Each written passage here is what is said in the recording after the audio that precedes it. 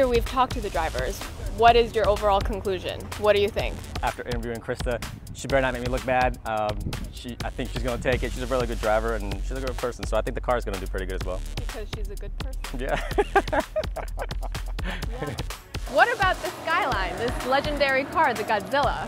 Well, the Godzilla, if you guys aren't familiar with the car, it's the Nissan Skyline GTR. It's been around for a couple of years, and the reason why they call it Godzilla, if you guys are familiar with the movie Godzilla, it's a monster that just comes in and destroys everything. It destroys Tokyo.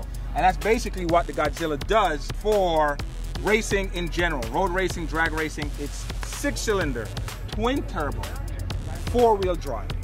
Unfair advantage everywhere it was banned. And it's no different here. And I think that's why it's going to have an advantage even over the Evo, simply for the fact that it's a well-balanced car.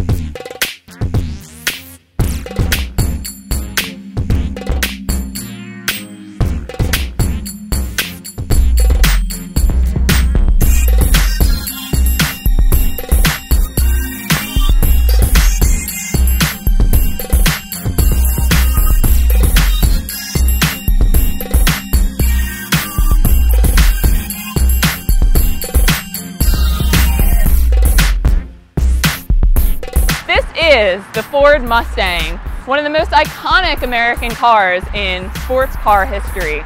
You may recognize these cars from names Steve Saleen, Jack Roush, and Carroll Shelby. You might recognize these cars from movies like Gone in 60 Seconds or the iconic movie Bullet with the 68 GT390. The first Mustang was actually produced April 17th in 1964 and became known as the 64 and a half.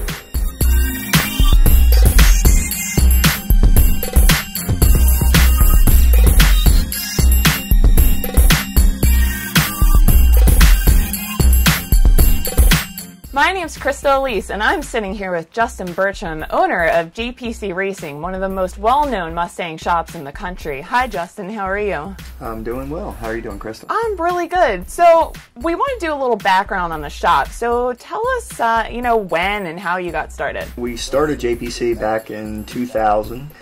It's basically a hobby of mine, working on Mustangs. Kind of just turned it into a business. Got real busy. We're really good at what we did back in the day, so got a demand from a lot of customers to provide them services on their vehicles, and one thing led to another. A lot of racing experience drew attention to us and drew attention to our company, and the rest is history.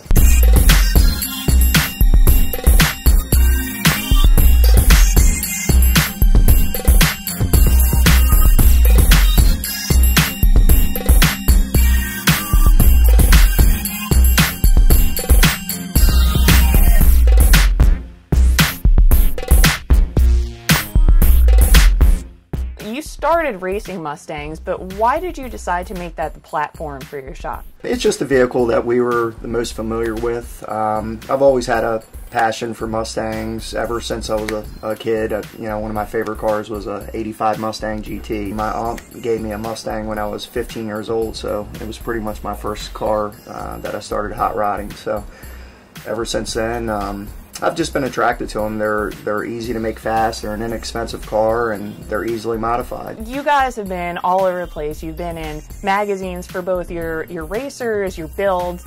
Tell us about some of your accomplishments. Well, back in 2002, we started racing with the NMRA, and we won the factory stock class. We set a record, first car in the 11s in factory stock, which is basically a stock type engine and bolt-ons and things like that. You can do limited modifications to the vehicle, so kind of doing more with less.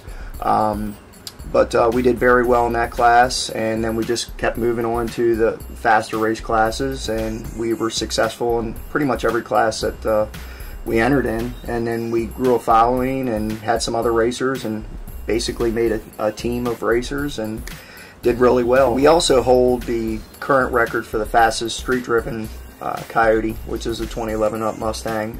We've been 787 at 173 miles per hour in that, and that is a true street car. Tell us about maybe some of the coolest cars that you've worked on here. If you had to pick one or two of your prize projects, what would they be? All right, I got a little surprise for you out in the shop here. I'm sure most of the viewers could tell you what this car is. The one and only. This is 67 Eleanor Mustang GT 500. Done some quite extensive work to this. We put a Ford Racing 460-inch small block crate engine in it. We put a Holley EFI system on it. Tremec transmission.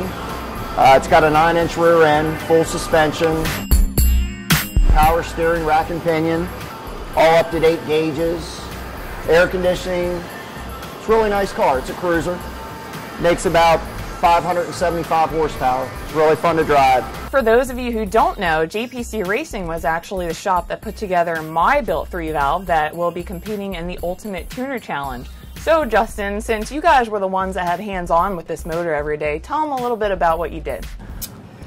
Well, we just basically tried to make it so you wouldn't break it. So, impossible.